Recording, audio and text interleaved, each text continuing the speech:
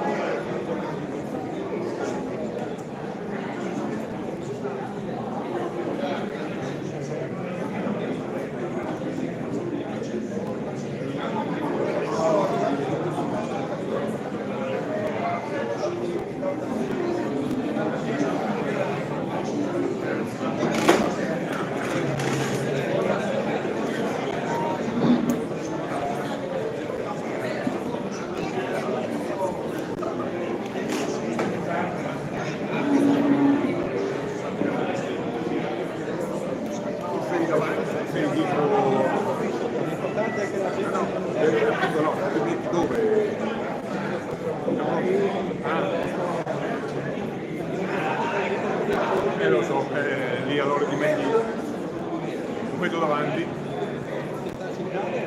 Sì.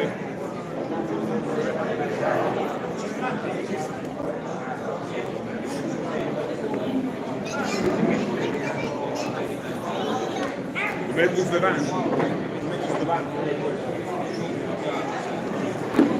Sì.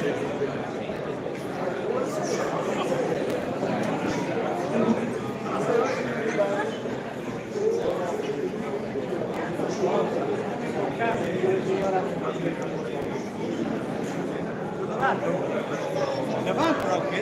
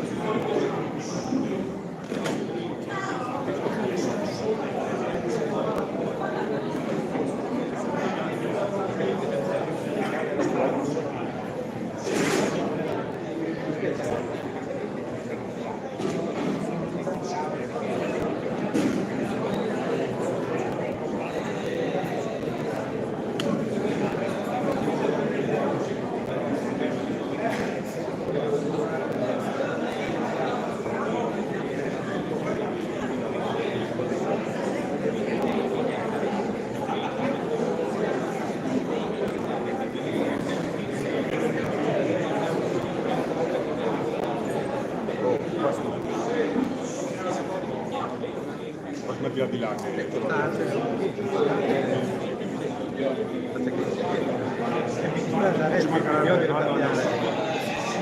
io pensavo che fosse scritto stato alla Coduglia.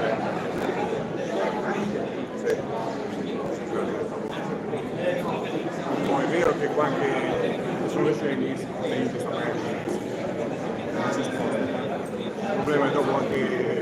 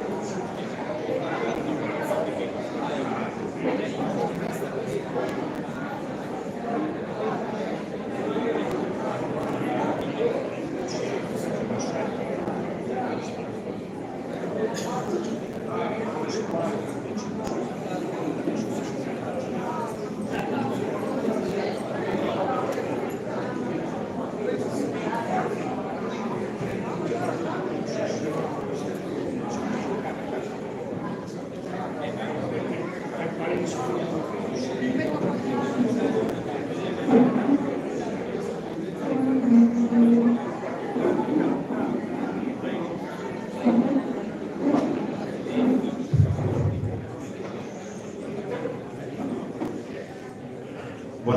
e benvenuti a tutti. Un grazie a Don Giancarlo e alla parrocchia di Laipacco e a tutti quelli che in qualsiasi modo hanno collaborato per darci la possibilità di proporre questa rappresentazione. E grazie naturalmente a tutti voi che siete qui a fare presenza.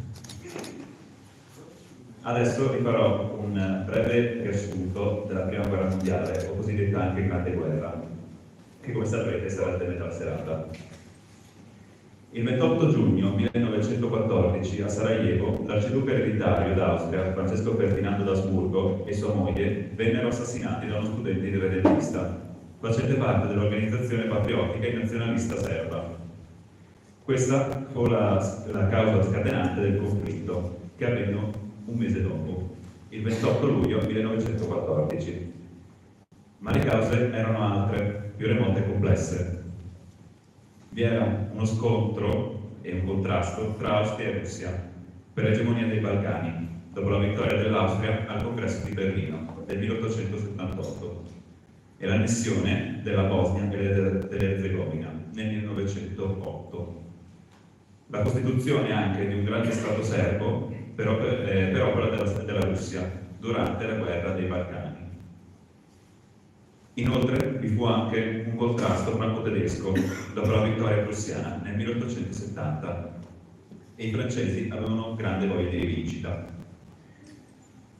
Inoltre vi erano anche i redentisti, come nel caso dell'Italia, che aspirava a Trento e a Trieste, e della Serbia, che aspirava alla Bosnia e all'Erzegovina. In questo complesso panorama geopolitico, i rappresentanti italiani, in un incontro segreto a Londra, concordarono di entrare in guerra a fianco della Francia e della Gran Bretagna, in cambio di appoggio finanziario. È una promessa di cessione di territori presi dall'Austria-Ungheria, in particolare Trento e Trieste. L'Italia entra in guerra il 24 maggio 1915.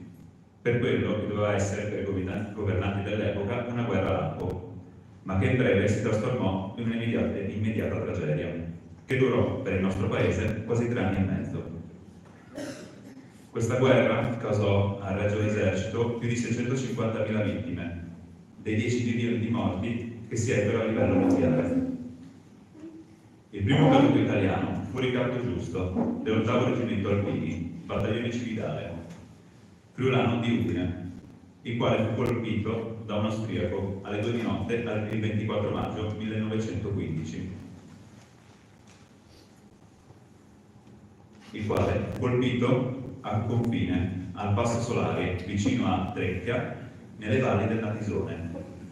Dopo essere stato sepolto in un piccolo cimitero, nel 1923 la salma fu trasportata al Tempio Ossario di Udine, dove tuttora riposa.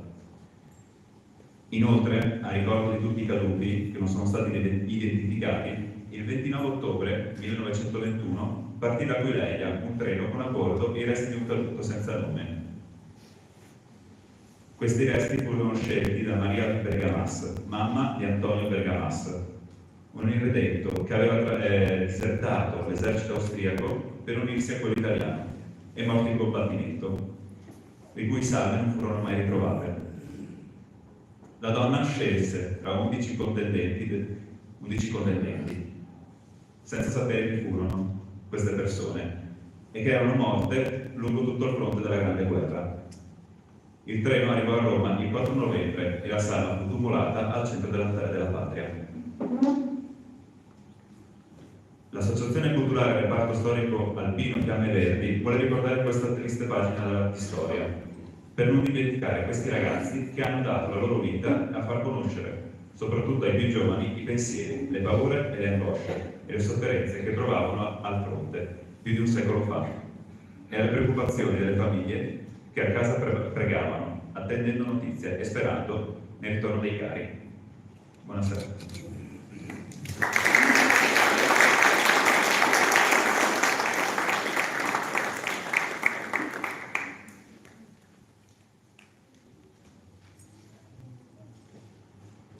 Cari genitori, scrivo questo foglio nella speranza che non vi sia bisogno di farvelo pervenire. Non ne posso però fare a meno. Il pericolo è grave, imminente. Avrei un rimorso se non dedicassi a voi questi istanti di libertà per darvi un ultimo saluto. Voi sapete che io odio la retorica. No, non è retorica quella che sto facendo. Sento in me la vita che reclama la sua parte di sole. Sento le mie ore contate. Presagisco una morte gloriosa, ma orrenda. Fra 5 ore qui sarà un inferno. Tremerà la terra, soscuolerà il cielo. Una densa caligine coprirà ogni cosa. E rombi, e tuoni, e boati risuoneranno fra questi mondi cupi come le esplosioni che in questo istante medesimo odo in lontananza. Il cielo si è fatto nuvoloso, piove. Vorrei dirvi tante cose, tante, ma voi ve le immaginate. Viamo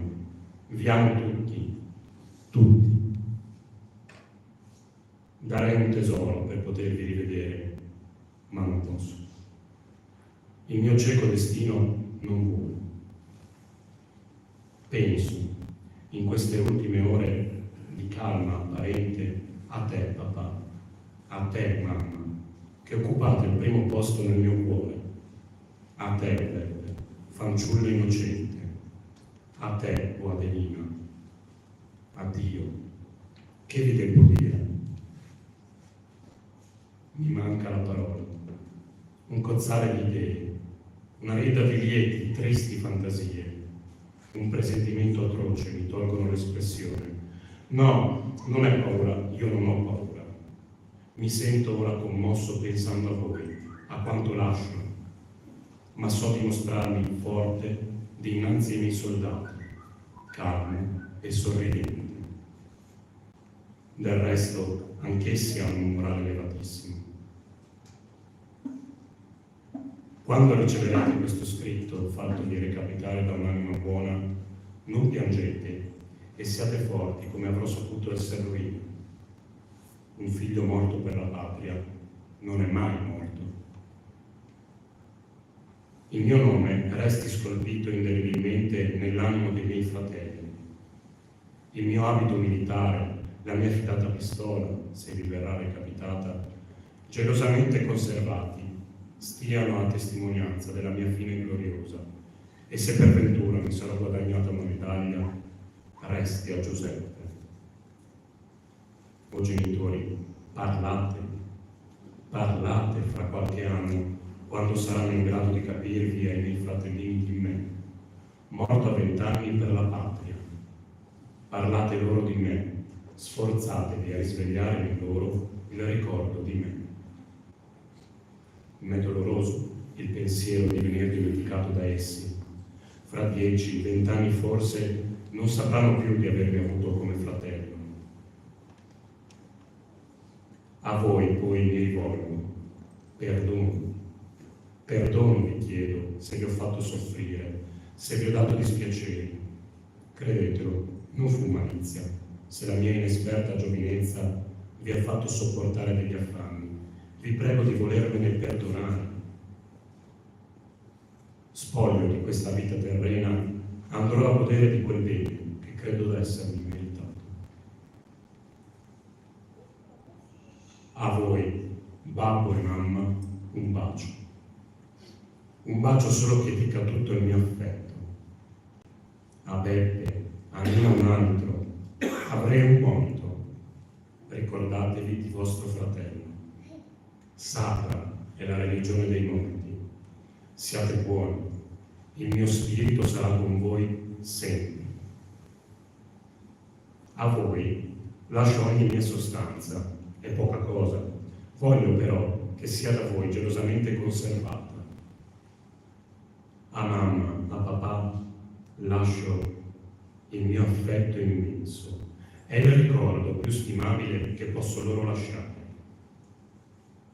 Alla mia zia Eugenia il crocefisso d'argento, Al mio zio Giulio la mia Madonnina d'oro la porterà certamente. La mia divisa a Beppe come le armi e le mie robe. Il portafogli con 100 lire lo lascio all'attendente.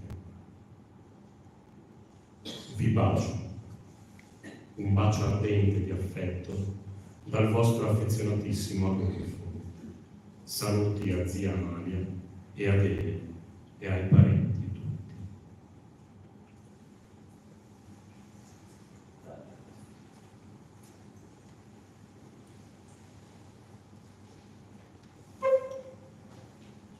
Quelle che abbiamo appena ascoltato sono le ultime parole che il tenente Adolfo Ferrero, torinese del terzo reggimento alpini battaglione maggiore, scrisse ai genitori in una lettera testamento il 18 giugno del 1917, la vigilia della battaglia del Tigano. Il giovane ufficiale morì eroicamente il giorno dopo, il 19 giugno 17. Aveva 20 anni. La lettera fu rinvenuta dopo oltre 40 anni in perfetto stato di conservazione, insieme ai resti mortali di un caduto, che si presume fosse l'attendente al quale il tenente aveva consegnato la lettera perché la ricapitasse a casa. Sul foglio ci sono ancora evidenti tracce di sangue. L'originale di questo manoscritto è conservato e disposto all'ingresso del museo del segretario militare di Asiano. La corrispondenza tra i soldati al fronte e le loro famiglie sono il tema principale della rappresentazione. Attraverso la lettura dei diari di guerra e delle lettere da e per il fronte sarà ripercorso tutto il periodo bellico del primo conflitto mondiale, quindi dall'entrata in guerra dell'Italia fino al ritorno a casa dei fortunati. Non vuole essere un'esaltazione della guerra, ma il mantenere vivo nella memoria di tutti quello che accade e quali furono i sentimenti vissuti dagli uomini e dalle donne, perché non si ripeta. Precisiamo che non siamo attori, ma siamo appassionati di storia, in particolare di storia degli antichi. Vi chiediamo cortesemente di spegnere o silenziare il cellulare, di non applaudire durante la presentazione. E ora, prima di iniziare, vi invitiamo ad alzarvi in piedi per rendere onore ai caduti di Pompeii.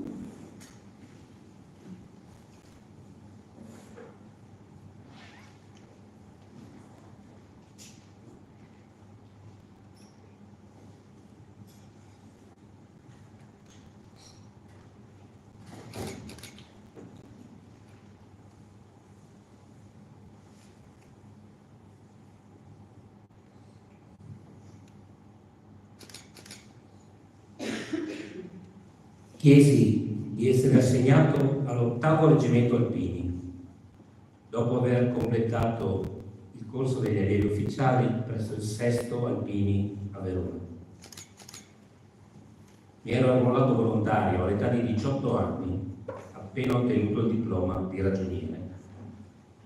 Ero allora convinto che l'Italia eventualmente sarebbe entrata in guerra per completare l'unità nazionale.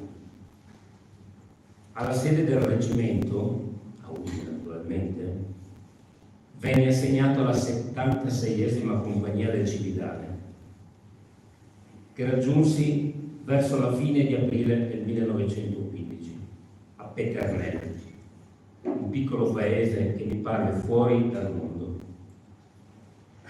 Di lì, verso la metà di maggio, assieme alle altre compagnie, ci trasferivo a Drentia, cioè a breve distanza dal confine con l'impero austro-ungarico. La sera del 23 maggio, quando andammo alla mensa per la cena, il comandante del battaglione, tenente colonnello Bacigalupi, genovese, ci disse di rimanere seduti alla fine del pasto, perché aveva un importante annuncio da farci. Egli ci comunicò quindi che allo scoccare della mezzanotte sarebbe scoppiata la guerra con il vicino. Cosa feci in quelle 3 ore circa che mi separavano dalle fatali ore 24? Io non avevo ancora ricevuto dal sarto a Verona le uniformi che avevo ordinato e pagato.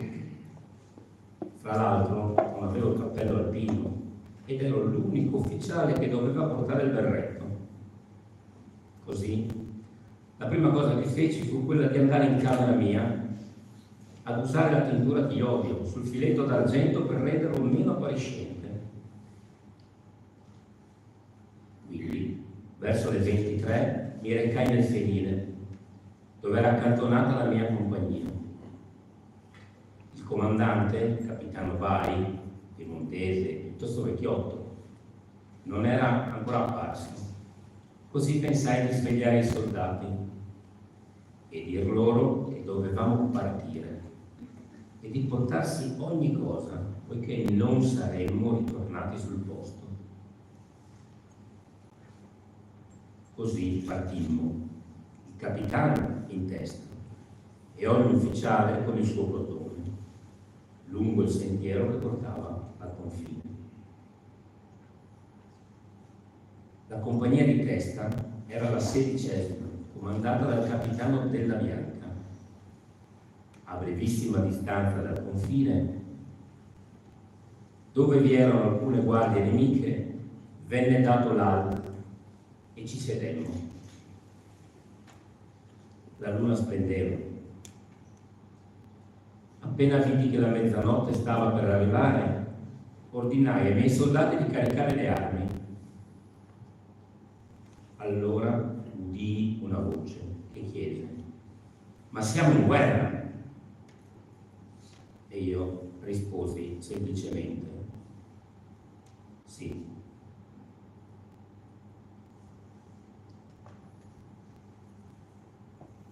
Non ti ricordi quel mese d'aprile, quel lungo treno che andava ai confini, ne trasportavano migliaia di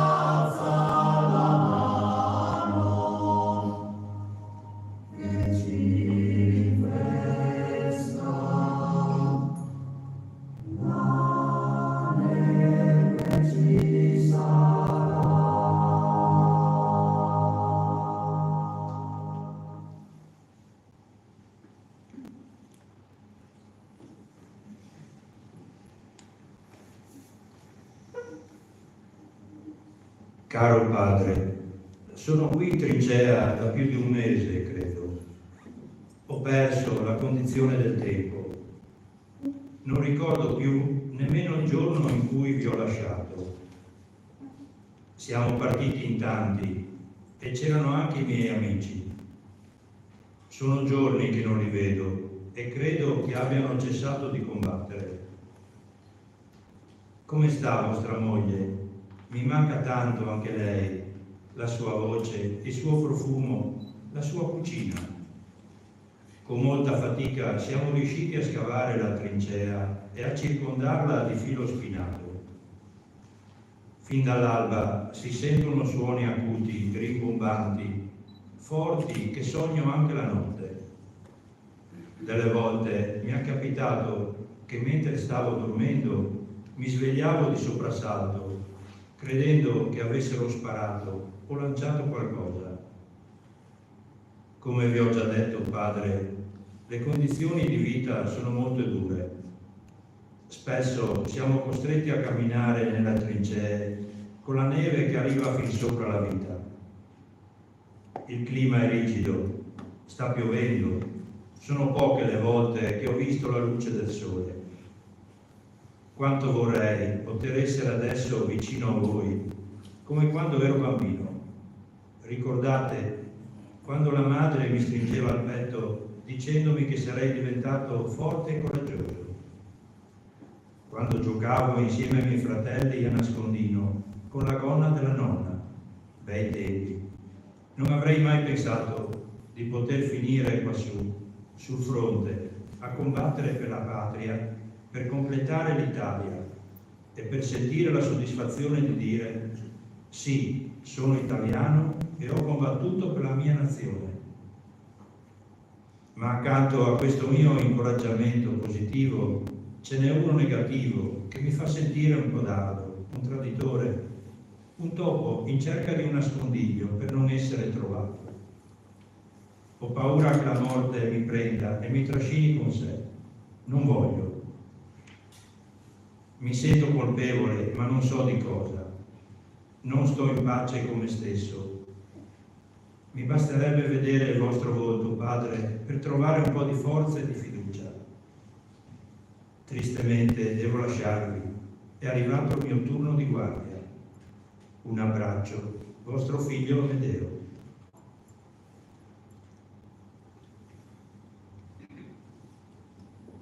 Era una notte che pioveva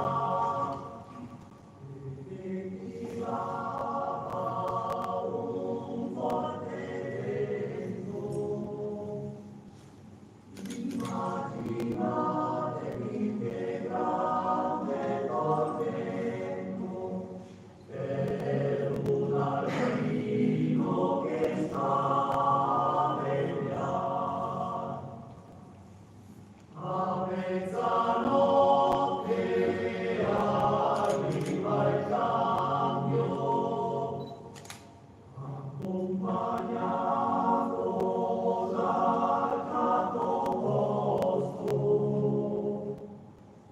O sentinella, torna al tuo posto, sotto la tenda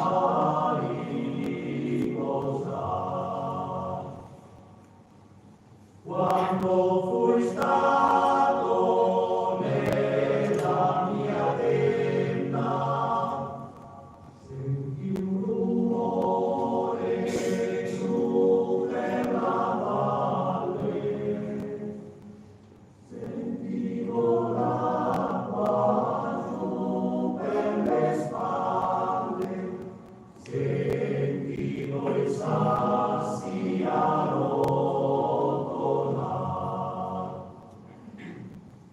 mentre dormivo sotto la tenda,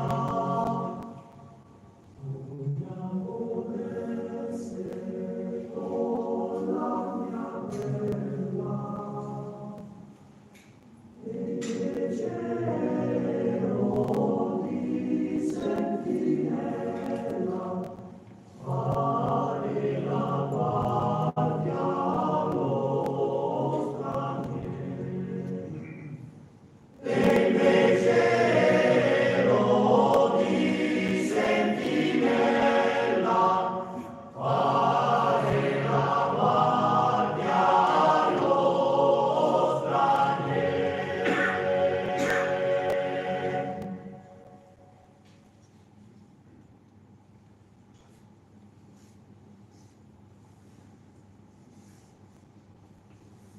Il 15 maggio del 1916 la distruzione e la morte scesero su Asiago.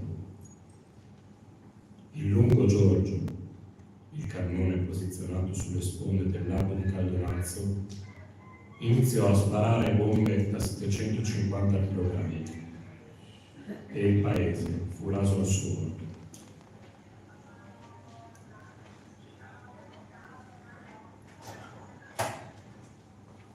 Racconti di un profugo dell'altopiano. Ricordo quella mattina del 15 maggio 1916. I carabinieri vennero a dirci che dovevamo immediatamente lasciare le nostre case per sfollare in pianura. Le prime esplosioni arrivarono senza rompere avviso. Fumo, polvere, scarge che si pilavano e ti facevano rabbrividire. Detriti di ogni genere che ti piovevano addosso. L'odore acre della polvere da sparo ti entrava nelle narici e in gola. E ora, tante ore. Mentre sfollavo, vidi una donna che gridava «Aiuto, aiuto, un dottore per il mio bambino che non sta bene». Teneva tra le sue braccia un bimbo di 5, forse 6 anni, con la testa a penzoloni. Per quel bambino non c'era più niente da fare, era morto. Ma la madre continuava a chiedere aiuto a tutti quelli che incontrava. Voleva salvare il suo bambino. Altre scene orribili videro i miei occhi.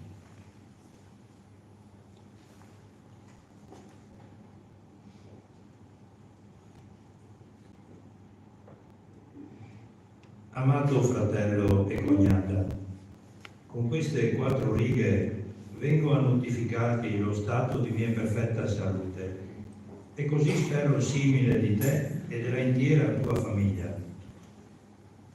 Amato fratello, il dispiacere che io ho avuto nell'abbandonarvi, il mio cuore si spalancava a dover abbandonare i miei cari dopo tanto bene che mi hanno fatto. Sono arrivato tanto stanco e sfinito che non potevo nemmeno stare in piedi e sono arrivato alle 11 di notte. Amato fratello, adesso si va male perché ci hanno distribuito molte cose. Il pacchetto di medicazione, 9 pacchetti di cartucce, la gavetta e un paio di scarpe. Con di più abbiamo versato un paio di scarpe, un vestito di tela, una camicia, un asciugamano, il ginocchiello, per non avere tanto peso nello zaino. Caro fratello, aspettiamo di partire ora per ora. In quel paese vicino al nostro, ossia tedesco, ci sono 4 compagnie tedesche con 11 batterie da montagna. Amato fratello, fammi il piacere di mandarmi un tuo scritto. Fammi il piacere di salutare la mamma mia. Non mi rimane altro che salutarti e 1000 baci a te e all'intera tua famiglia. Riccardo.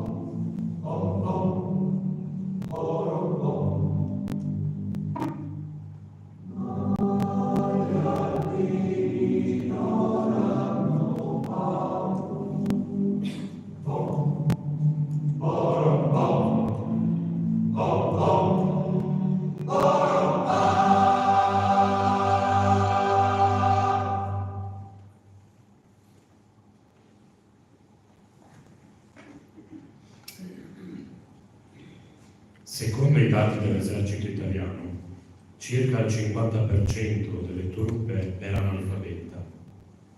Nonostante questo, in 4 anni di guerra furono spedite tra civili e militari oltre 4 miliardi di lettere.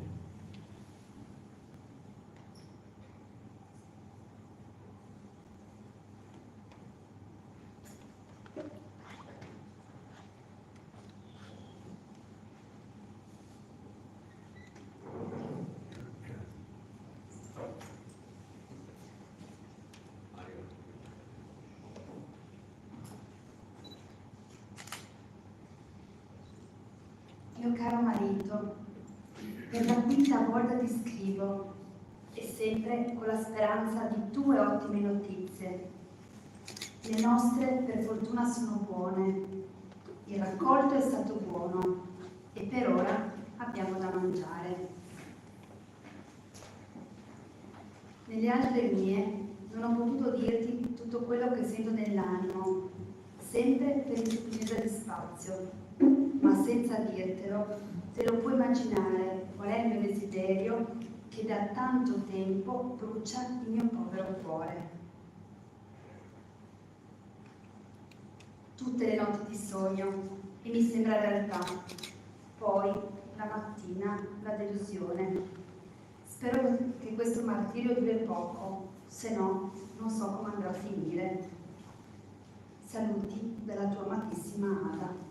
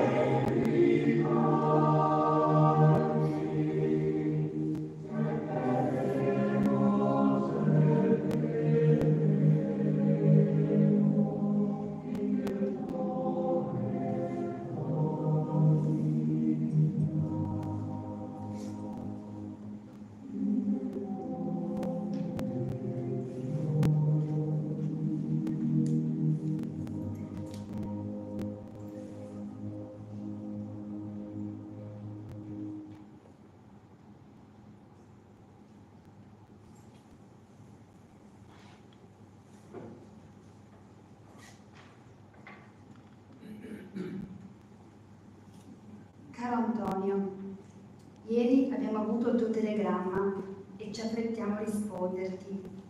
Noi tutti bene e siamo a Bologna dal 29 scorso. Dall'indirizzo che mi mandi capisco che sei all'ospedale. Sei ferito o malato, amore mio? Coraggio, ti conforti il nostro pensiero, che non ti lascia già mai, e tutto l'amore che ti porto. Scrivi, ti prego, e dimmi come stai. Ora che ti so salvo, sono più tranquilla. Quanto soffersi per te, mio adorato. La Madonna ti ha aiutato. Pregala. Luigi va a scuola dalle suore e sta bene. Vincenzo cammina da solo e comincia a balbettare. Il papà, la mamma, la zia Nelli sono tutti qui e ti mandano auguri e baci. Di Bruno abbiamo notizie, non così di Peppino, speriamo bene. Abbia Antonio, baci infiniti dai tuoi bambini e dalla tua Isa.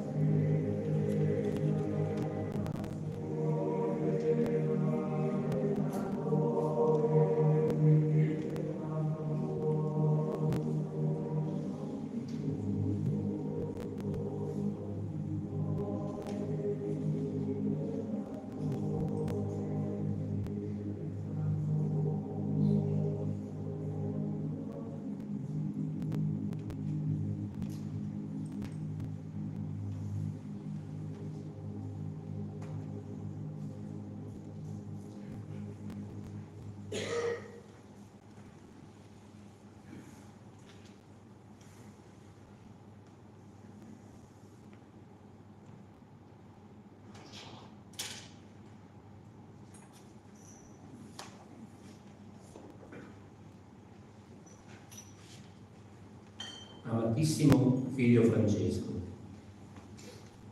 benché piccolo ed innocente bambino, tuo padre, tanto lontano, che forse a rivederlo non lo riconosceresti, vuole darti un consiglio che terrai a memoria fino a che avrai conoscenza. Per tutta la vita ubbidisci alla tua mamma, sii fedele e affettuoso, non mancando mai ai suoi detti. Rispetta i vecchi e aiuta i poveri. Adempi i tuoi doveri verso il prossimo e verso la tua patria. Sii virtuoso nei tuoi sentimenti e vedrai che Dio ti darà la santa benedizione come te la offre tuo Padre, ora che si trova tra la vita e la morte. Questo sarà un mio ricordo, un mio testamento, se la sfortuna a me toccasse di non rivederti assieme a mamma e al tuo caro fratello. E ti raccomando di dare anche a lui i dovuti consigli quando sarai nell'essere di conoscenza. Ma se la fortuna mi assiste per poter ritornare, sarà e dovrà restare conservata questa carta come una memoria eterna nell'avvenire.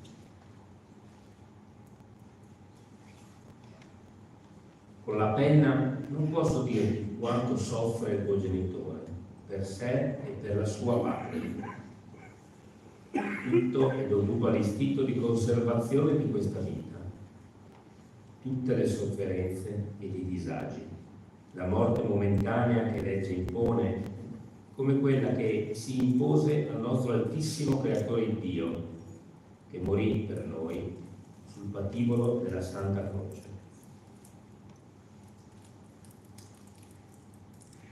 Mi piange il cuore a doverti dire questo, e ne avrei ancora, ma non posso perché dovrei rigare queste pagine di pianto.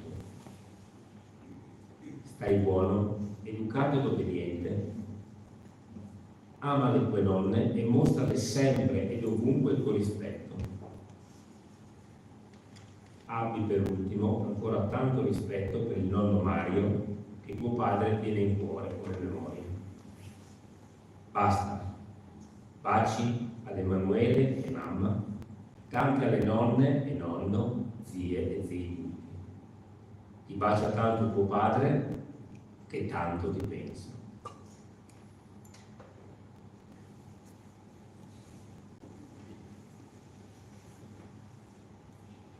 Questa guerra mi sta logorando lo spirito.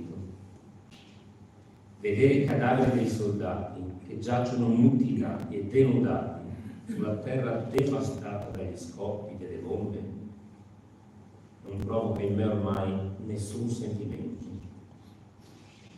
Non c'è pietà o disgusto, è la normalità. E in me c'è solo gioia a sapere che sono ancora vivo. È l'egoismo della sopravvivenza. Ormai il giorno sta per finire, un'altra notte è alle porte, forse l'ultima.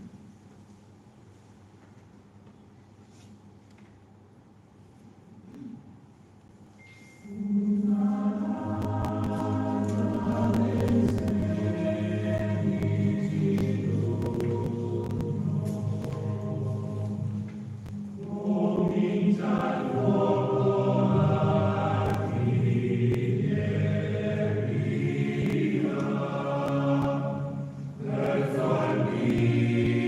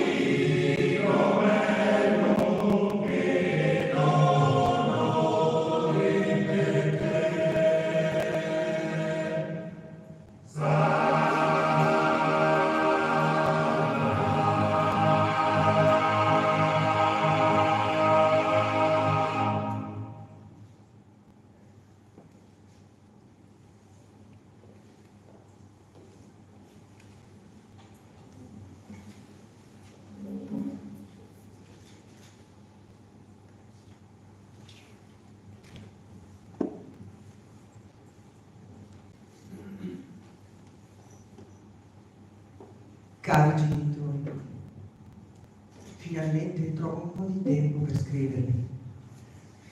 Come potete immaginare, qui il lavoro non manca e trovare del tempo libero non è facile. Io sto bene, come spero anche voi. Qui la situazione è drammatica. Non avrei mai immaginato che i miei occhi un giorno avrebbero visto tanto dolore, sofferenza e morte. Le mie narici sono intrise dall'odore del disinfettante misto a quello del sangue che esce dalle ferite dei soldati che arrivano dalla prima linea. Soldati che soffrono perché gli manca una gamba, un braccio, un occhio, una mano. Alcuni pregano, altri pregano, altri ancora piangono chiamando a gran voce: mamma, mamma. Ogni giorno do tutta me stessa per aiutarli, ma non sempre ci riesco. Da quel 24 maggio 1915, quando entrammo in guerra, la mia vita è cambiata totalmente. Ogni volta che i soldati vanno in battaglia, dico sempre una preghiera per loro, per poterli in qualche modo proteggere da questa guerra che di continuo toglie loro la vita. Fare la Croce Rossina mi piace molto, perché mi piace aiutare la gente che ha bisogno, soprattutto i soldati, che di continuo vengono feriti, e le ferite, la maggior parte delle volte, sono ferite gravi. Quando osservi lo sguardo o gli occhi di un soldato che sta soffrendo e ti guardi intorno, capisci già dove sei e in che modo vivi.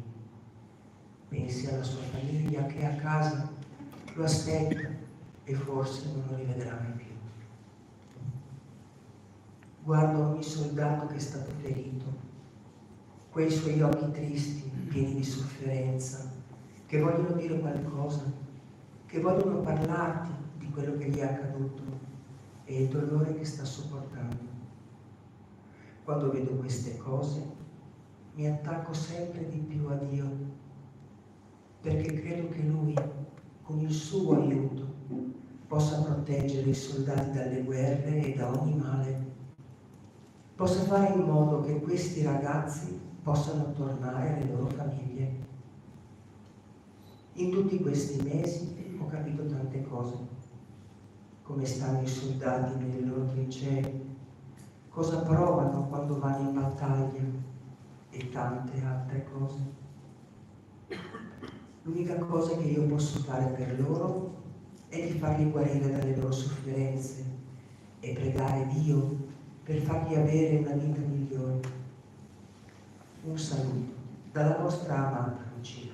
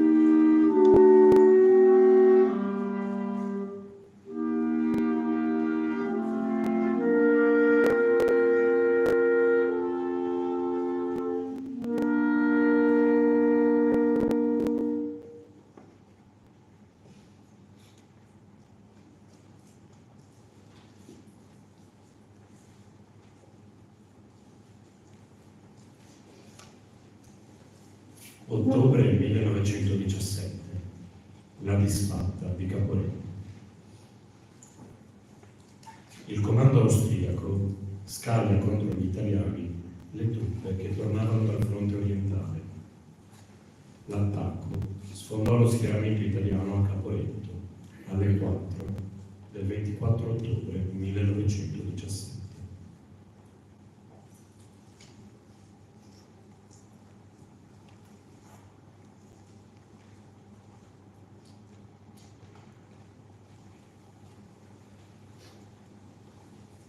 Stiamo ritirando una colonna interminabile di soldati di ogni grado e arma, a piedi e su carri e carretti, armati e disarmati, in condizioni di vestiario più o meno cattivo, a seconda della loro provenienza, avanza scomposta e disordinata.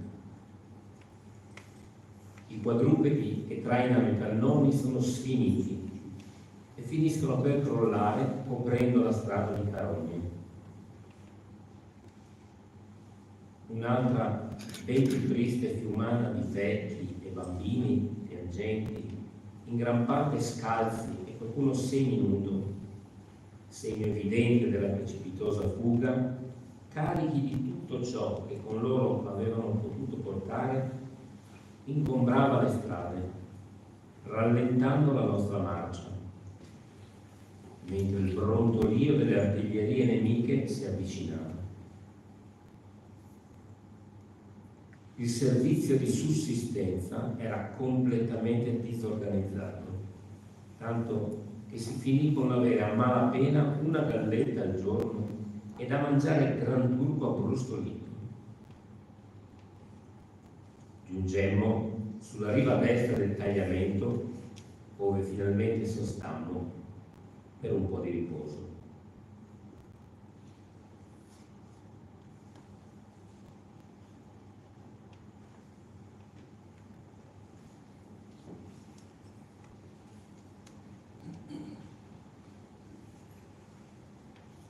All'ospedale tutto come al solito, molti muoiono. Io non li conto quasi neanche più. Per la maggior parte di loro la morte è l'angelo buono, che li solleva dalle loro immani sofferenze. Tutti i letti sono occupati, si vede sangue dappertutto. Chirurghi e infermieri lavorano giorno e notte. I feriti sono molti e hanno un aspetto terribile.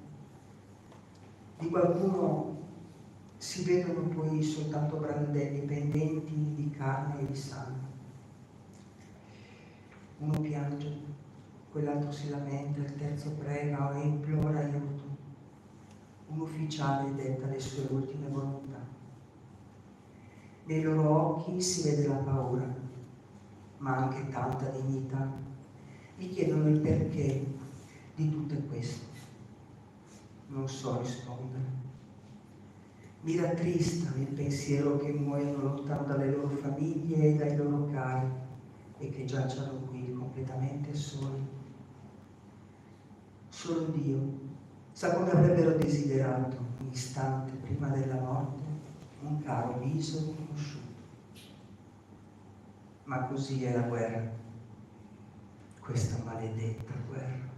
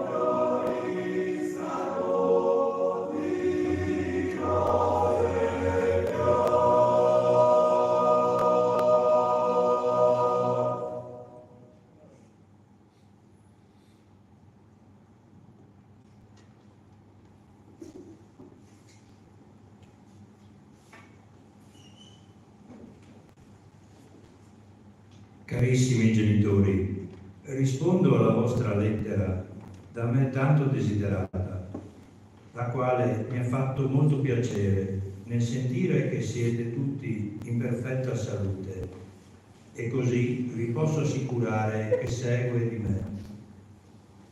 Sono rimasto molto contento nel sentire che avete ricomprato i vitelli e le vacche.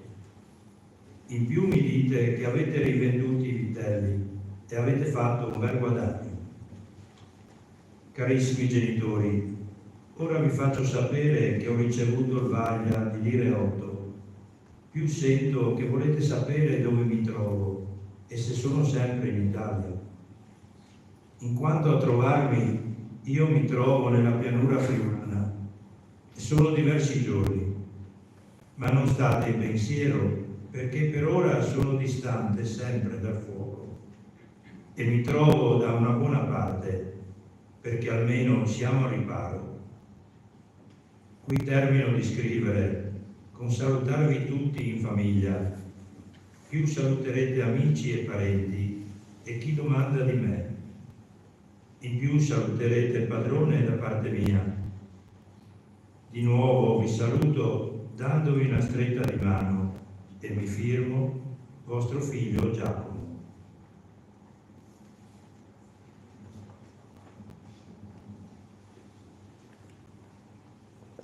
«1918, o tutti eroi, o tutti accoppati».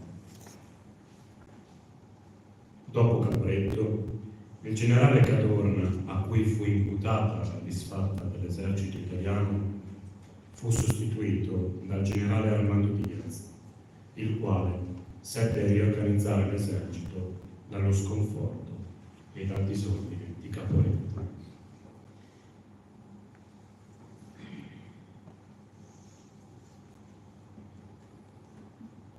L'impossibile, l'inverosimile, l'assurdo è accaduto. Chi poteva se n'è andato. I feriti no, non potevamo lasciarli soli ad attendere e affrontare l'invasione austriaca.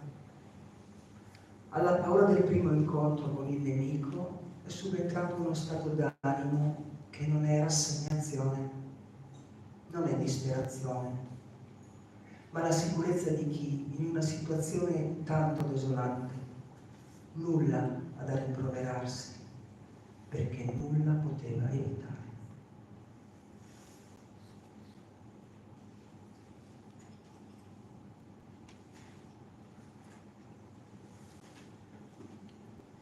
Mia cara Lucia, quando questa lettera ti sarà pervenuta, io sarò morto fucilato.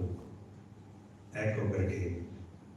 Giorni fa, verso le 5 di sera, dopo 2 ore di violento bombardamento, in una trincea della prima linea, mentre stavamo finendo la nostra zuppa, gli austriaci sono penetrati nella trincea e mi hanno fatto prigioniero con 2 miei compagni. Io sono riuscito ad approfittare di un momento di rissa e di disordine per scappare. Ho poi seguito i miei compagni e ho raggiunto le nostre linee. A causa di ciò sono stato accusato di abbandono del posto in presenza di nemici. Siamo passati in 24 davanti al Consiglio di guerra. 6 sono stati condannati a morte, tra questi 6 ci sono io. Non sono più colpevole degli altri, ma c'è bisogno di un esempio. Il mio portafogli ti arriverà con quello che c'è dentro. Ti devo fare i miei ultimi saluti in fretta, con le lacrime agli occhi, l'anima in pena. Io ti domando umilmente in ginocchio perdono per tutta la tristezza che ti causerò e per l'imbarazzo nel quale ti metterò. Mia piccola Lucia, ancora una volta scusa. Mi confesserò all'istante e spero di rivederti in un mondo migliore. Muoio innocente del crimine di abbandono del posto che mi hai imputato. Se invece di scappare fossi rimasto prigioniero degli austriaci, avrei avuto la vita salva. È il destino. Il mio ultimo pensiero è a te fino alla fine. Per sempre, tuo Giorgio.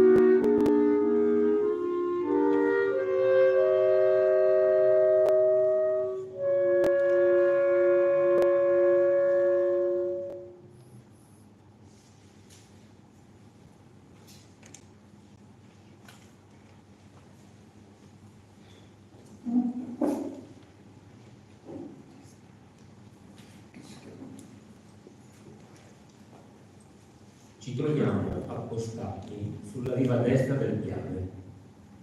Sembra che gli austriaci abbiano scatenato un'altra offensiva per sfondare le nostre difese, ma noi resistiamo, anche se ci troviamo da 2 giorni sotto il tiro dell'artiglieria nemica. Rispondiamo a diversi assalti e per ora li abbiamo tutti respinti. Gli uomini della mia compagnia sono esausti, molti sono i caduti e i feriti. I rinforzi tardano ad arrivare. Non so per quanto tempo possiamo ancora resistere in queste condizioni. Il comando ci ha ordinato di resistere o morire.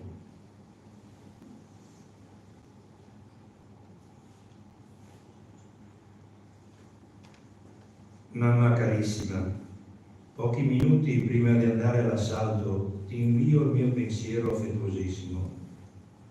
Un fuoco infernale di artiglieria e di bombarde sconvolge, nel momento che ti scrivo, tutto il terreno intorno a noi. Non avevo mai visto tanta rovina. È terribile. Sembra che tutto debba essere inghiottito da un'immensa fornace. Eppure col tuo aiuto, con l'aiuto di Dio e della Madonna, il mio animo è sereno. Farò il mio dovere fino all'ultimo.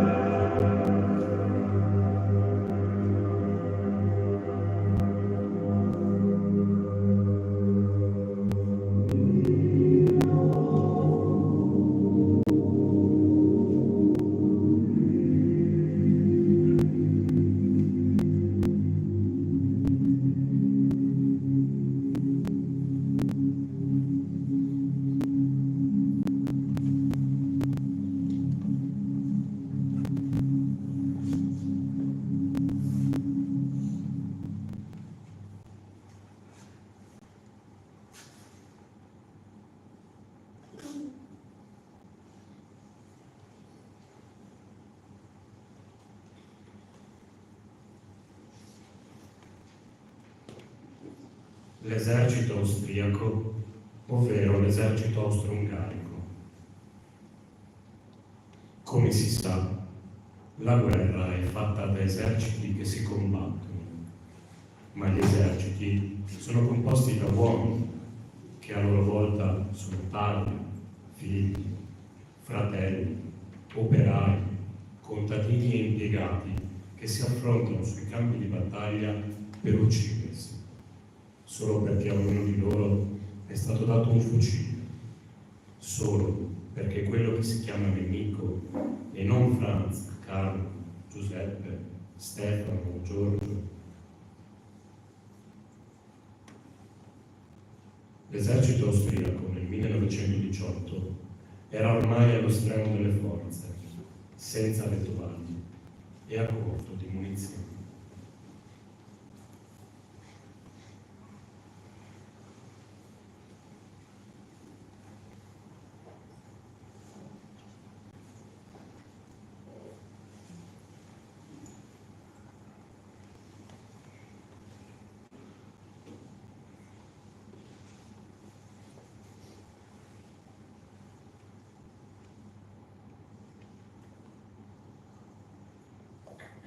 Amato Giuseppe, mi trovo con la mia famiglia a Carmignano. Qui non abbiamo molto da mangiare, non c'è lavoro per guadagnare e vivere degnamente. La mia sorellina più piccola ha la pellagra. Il medico ha detto che deve bere latte e mangiare carne, ma non sappiamo come fare. Domani dovrò andare da una signora ricca per vedere se mi prende come domestica. Spero tanto di sì, così potrò aiutare la mia sorellina.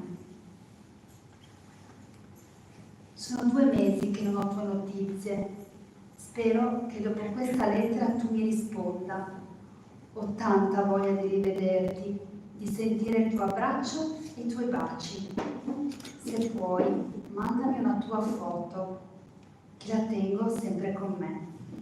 Un saluto dalla tua amata Lucia.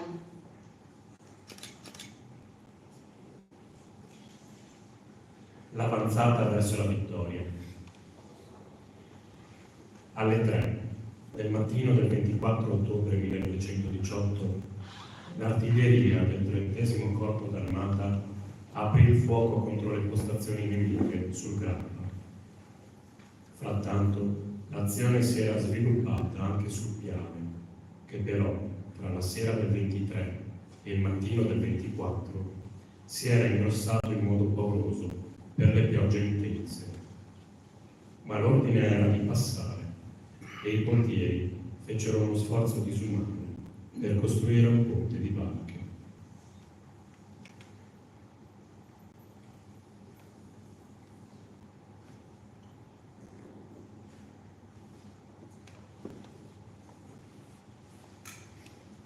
Oggi, 26 ottobre 1918, è arrivato l'ordine del comando dell'8ª Armata di passare il Piave.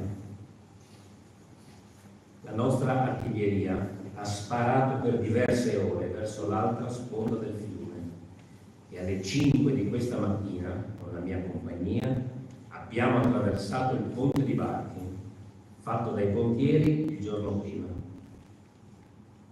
Siamo partiti a scaglioni.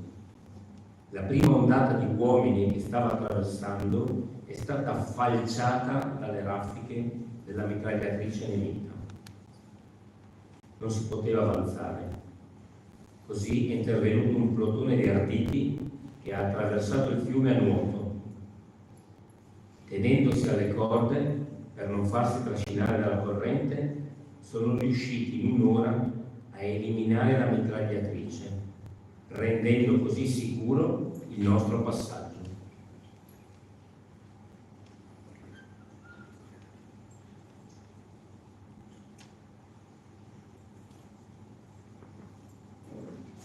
Bollettino della vittoria. Comando Supremo, 4 novembre 1918, Oredolino. La guerra contro l'Austria-Ungheria che sotto l'alta guida di Sua Maestà il Re Duce Supremo l'esercito italiano, inferiore per numero e per mezzi, iniziò il 24 maggio 1915 e con sede incrollabile e tenace valore condusse l'interrotta e aspettima per 41 mesi e vinta. La gigantesca battaglia, ingaggiata il 24 dello scorso ottobre e dalla quale prendevano parte 51 divisioni italiane, 3 britanniche, 2 francesi ed una cecoslovacca e un reggimento americano contro 63 divisioni austro-ungariche, è finita. La fulminea arditissima avanzata del 29° corpo di armata del Trento, sbarrando le vie della ritirata alle armate nemiche del Trentino, travolte all'occidente dalle truppe della 7ª armata e ad oriente da quelle della 1ª, 7ª e 4ª, ha determinato ieri lo sfacelo totale della fronte avversaria. Dal 30 al sorgere, l'irresistibile slancio della 12ª, della 8ª, della 7ª armata e delle divisioni di cavalleria ricaccia sempre più indietro il nemico fuggente. Nella pianura, su altezza reale, il Duca della Rossa avanza rapidamente alla testa della sua invicta 3ª armata, anelante di ritornare sulle posizioni da essa, già vittoriosamente conquistate e mai aveva perduto. L'esercito austro-ungarico è ambientato. Esso ha subito perdite gravissime nell'accanita resistenza dei primi giorni e nell'inseguimento. Ha perdute quantità ingentissime di materiali di ogni sorta e pressoché per intero i suoi magazzini e i depositi. Ha lasciato finora nelle nostre mani circa 300.000 prigionieri con interi stati maggiori e non meno di 5.000 cannoni. I resti di quello che fu uno dei più potenti eserciti del mondo risalgono in disordine e senza speranza le valli che aveva disceso con orgogliosa sicurezza. Il capo di Stato Maggiore dell'esercito se ne va via.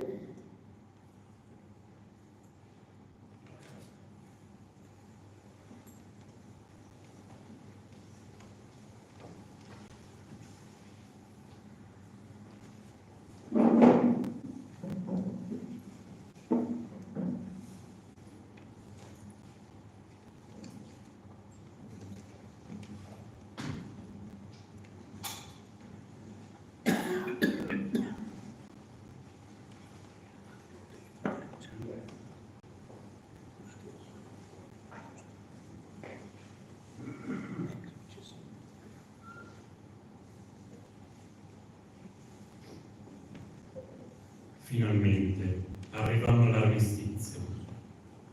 Tutta una confusione, ma il giorno 7 novembre 1918, ansioso di ritornare a casa senza licenza, riuscii ad arrivare a Brescia e a salire su di un treno merci pieno di profughi che andavano a Treviso, ma ad un controllo dei carabinieri mi trovarono senza licenza.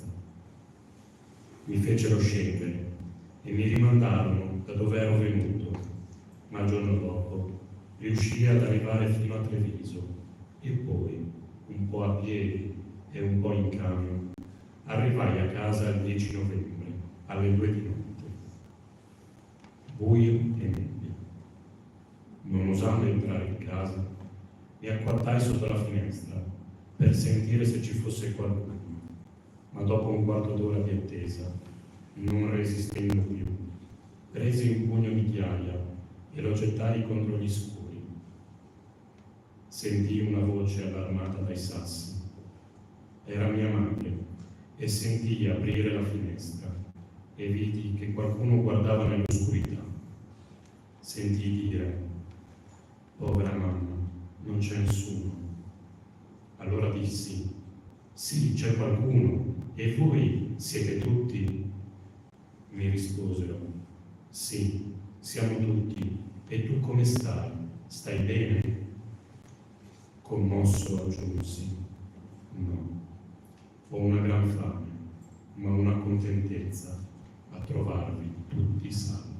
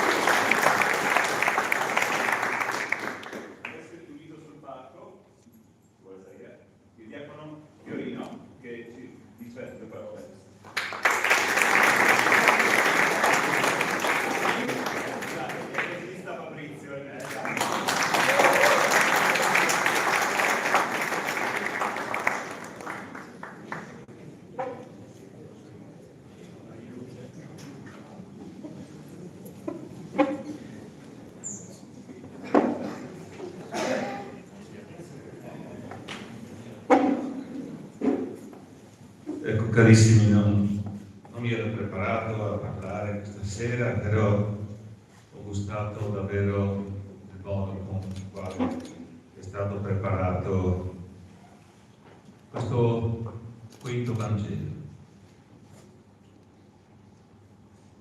Il quinto Vangelo di alcuni martiri che, se noi oggi siamo qui, è grazie a loro. Io sono figlio di un reduce dalla Russia, papà Marcello, che non mi ha raccontato niente di quello che ha vissuto ed era impossibile chiederlo. Io ero giovane e non avrei avuto piacere magari di parlare, però c'era un pudore che mi toglieva le parole. Però poi crescendo ho avuto modo di fare vari studi sulle costellazioni familiari, dove ti viene spiegato la tua storia. E ho scoperto che davvero il silenzio parla attraverso il sangue. E ho letto che il figlio di un reduce, uno che ha vissuto questa tremenda storia, anche se non sente nessuna parola, il papà te l'ha comunicato nel sangue. Io senza sapere cosa ha vissuto mio papà in Russia, se io potessi scrivere quello che sento dentro, io penso che scriverei minuto per minuto quello che lui può avere provato. Stasera abbiamo sentito alcune pagine, alcune lettere, poche, però davvero significanti. Il resto, tutte le altre pagine, sicuramente noi le abbiamo nel cuore. Quelle lì sono degli esempi, come le pagine del Vangelo. Noi sappiamo poco di Gesù. Un libro di Vangelo è un libro così, però poi c'è tutta una storia. Io davvero ho colto stasera come voi avete rappresentato le due correnti che attraversano la storia. C'è una brutta e c'è una bella.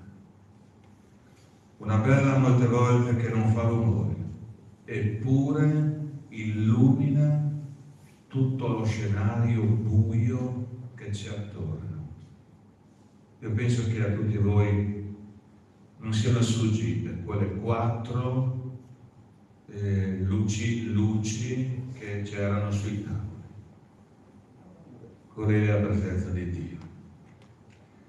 Sto leggendo appassionatamente, proprio lo leggo una pagina al giorno, di un bellissimo libro di Ravasi, dove è intitolato così: La preghiera del non credente e la preghiera del credente.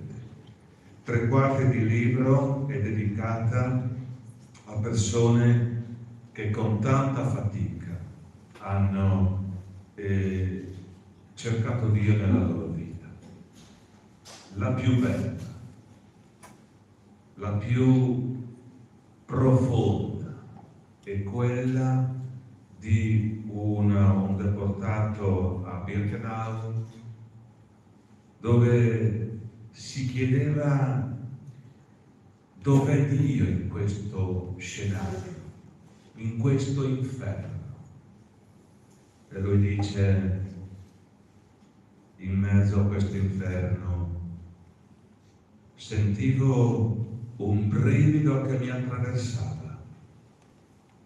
E lì ho capito una cosa, che Dio purtroppo ci guarda dalla croce. E io ho avuto piacere di sentire una lettera scritta da quel signore che era là, che dice: guardiamo la croce. questo Dio che apparentemente è impotente, però da quella croce lui guida la storia. E quel deportato da Dachau disse: io vivo con una speranza, che Dio parlerà per ultimo.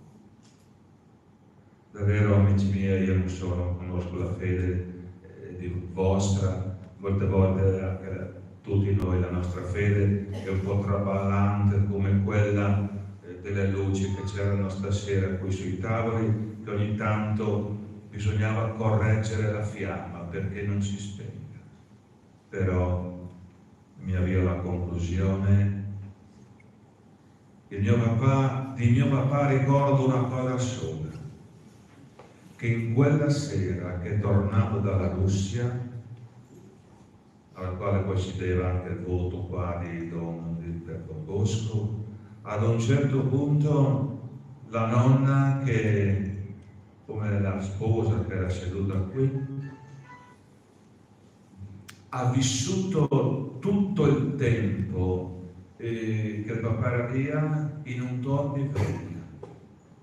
E una sera, questo me l'ha raccontata la nonna, ha sentito nel cortile la voce che chiamava Mame, che non era quella di un uomo di papà era del 22, quindi 45, aveva 27 anni, poteva avere quando è tornato, 25, 26, non lo so. Non era la voce di un uomo maturo, era la voce del bambino che aveva 5-6 anni. Lei si portava nel cuore e difatti stremato, aveva una voce tutta diversa, e lei quando è venuta fuori sul Puyul, sulla terrazza, che ha dato talmente un urlo che la nonna è stata un uomo 10 giorni senza voce, e l'hanno dovuta prendere perché le terrazze una volta non erano robuste come adesso, con lo slancio di andare lei nel braccio di suo figlio, per un pelo veniva giù dalla terrazza. Il papà, qui c'è stato un bellissimo abbraccio finale che secondo me è stato il coronamento di tutto questo grande lavoro che voi avete fatto, e dice: mamma, non toccarmi perché sono pieno di pidocchi. Però io penso che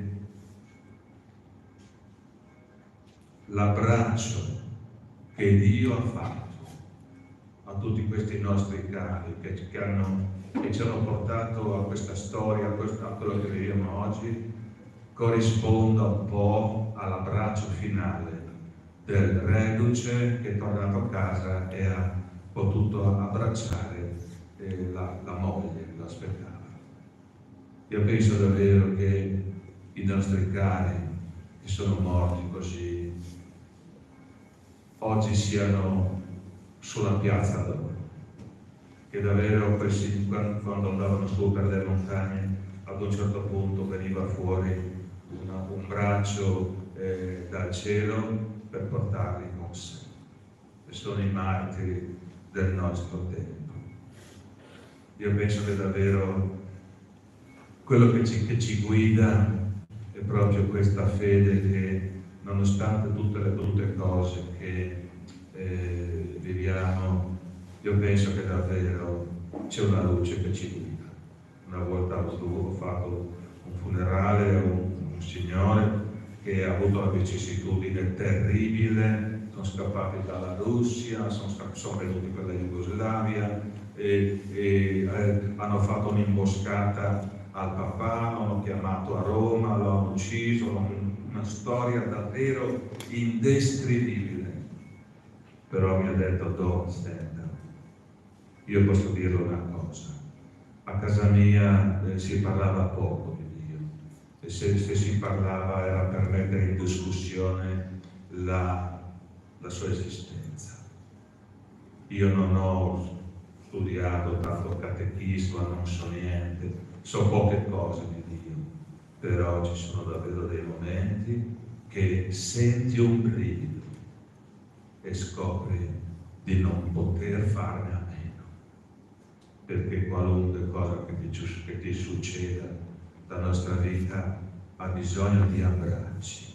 E nei momenti più terribili hai bisogno di un abbraccio, hai bisogno di qualcuno che ti dica: vieni qua, finalmente sei arrivato con la tua vita, hai fatto diversi percorsi, però alla fine vincerà quella fiammella che stasera ha illuminato questa bellissima scena. In mezzo a tanto disastro c'è una luce che ci guida, è davvero così come possiamo, noi crediamo. Allora vorrei stasera con voi chiudere, ci alziamo in piedi un momentino,